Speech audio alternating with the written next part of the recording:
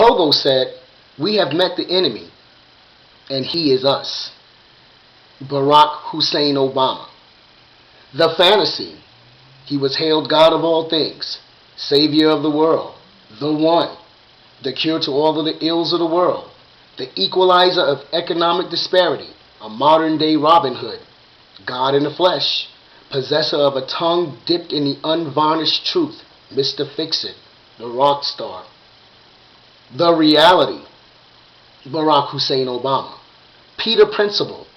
A failure, a weak leader, a traitor, a pathological liar, a race baiter, a Muslim empathizer, a black nationalist, a divider, a constitution breaker, a lever of terrorists, Esau's Hamitic Zionist puppet, king of governmental expropriations, killer of the true Israelites through his billion-dollar donations to the International Planned Parenthood eugenics program, and facilitator of implacable legislations designed to entrench us in the mire of the madness of their agenda, total world domination.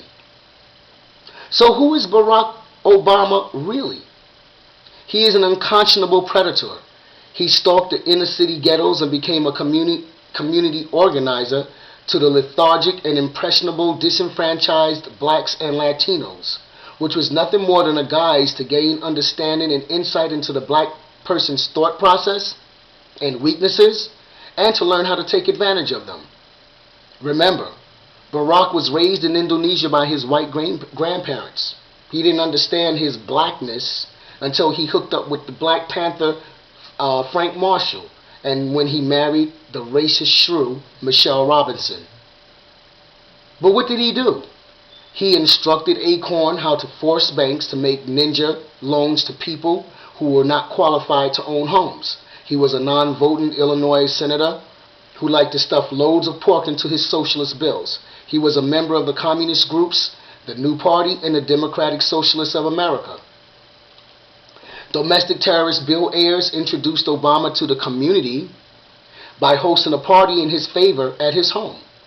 He's friends with Arabs and Muslims with terrorist ideologies and deep pockets, and he's friends with a pastor/mentor who is entrenched in the racist black nationalist liberation ideology and theology, which instructs his followers to hate whites, the so-called Jews in America. Birds of a feather flock together. He sided with Islam and Muslims by abandoning the National Day of Prayer and hosting a dinner to celebrate the close of Ramadan. He dragged his long feet on a BP spill disaster, and he waited 11 days before he went to assess the damage to that region. However, during that time period, he made sure to make time to play rounds of golf and a few games of basketball, have photo ops with pro ball players, have concerts at the White House, and host dinners. Where were his priorities? He included in his health care law the mandate for every flesh and blood, man, woman, boy, and girl to be implanted with an RFID chip by 2013-2014. This will be the only way to access their governmental health clinics and hospitals. And eventually this will be the impetus to institute their total control in every area of our lives, or the impetus. Now, why, pray tell, haven't any of the presidential candidates ever mentioned this important slice of information when they're clucking on about how Obamacare should be repealed? Surely they are well aware that the RFID chip mandate is located in this debacle of a law.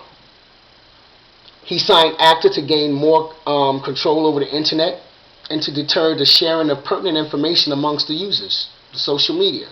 Because as all despots know, you can't give the opposition freedom to speak out against you publicly or to undermine your agenda. All free thinkers must be silenced. And what better way to do so than by citing everything as being copyrighted, which will then give them the right to fine you or imprison you or unplug you from the World Wide Web if you exercise your freedom of speech. He signed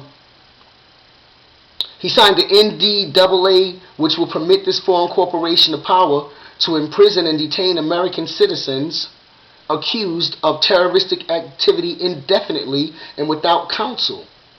And one can be detained in other countries as well. And we're going by their fluid definition of terroristic behavior. They can use a video speaking out against this foreign corporation, also known as the federal government or any of its officials, or the contents of a book or magazine to claim that an individual is exhibiting terroristic behavior when they are just exercising their right to free speech. Barack is a narcissistic, condescending, detached, diabolical, shallow, finger-pointing, thin-skinned, union crony, communist who is hell-bent on destroying the few liberties that we have left by placing the de facto American judicial system under the jurisdiction of the International Court of Justice. Judge Marshall Harlan said that there are two national governments in existence, one to be maintained under the Constitution with all of its restrictions, and the other to be maintained outside of the Constitution. Well, guess which Constitution we're under now? The one outside of the original one, of course. The one that allows a CEO to bypass Congress. The one that Obama has used to do whatever he wants to, whenever he wants to.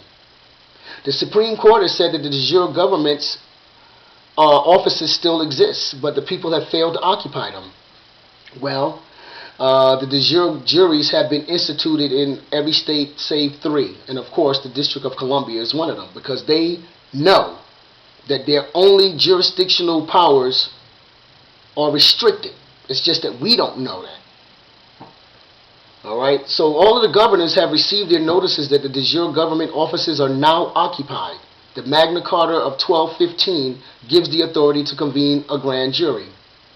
We're standing in the balance, and they are idiotic, nonsensical, liberal queefs who lend support to a man who will continue to permit himself to be used by the Zionist cartel to strip us of our individuality, our hope, our freedoms, our liberty, our right to choose, and our God-given right to exist and live without the interference, taxation, laws, statutes, religion, and dictatorship of this foreign corporation, the United States of America Incorporated. Will we do like the people of Nineveh who repented before the Most High God and established His laws as the supreme law of the land, and He spared them from His destruction?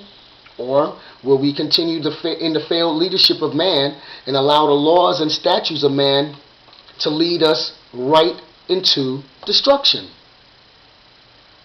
I mean, you know, it's up to us as to what we want to do. America's in deep trouble, people.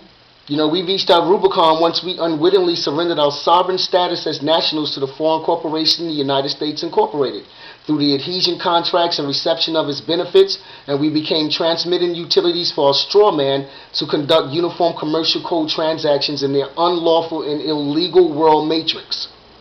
We are indoctrinated, indentured slaves working on America's plantation. We are chattel to the United States of America Incorporated because we dared to place the laws of man above the laws of the Most High God. Humanity continues to decline towards non-existence, immorality, and depravity because of our actions and our unwillingness to submit ourselves to His divine purpose. The decisions that we make in regards to leadership in 2012 will make us or it will break us. Are we so morally broken as a society that, as the Declaration of Independence claims, mankind are more disposed to suffer while evils are sufferable than to right themselves by abolishing the forms to which they are accustomed? I hope that we'll band together and after a long train of abuses and usurpations that we will assume our right and our duty to throw off such government and to provide new guards for our future security and to alter or to abolish the abusive government and institute new government. It's up to us. Arthur Schopenhauer says that all truth passes through 3 stages. First is ridiculed, second it is violently opposed, and third it is accepted as self-evident. Remember, Pogo said we have met the enemy, and he is us.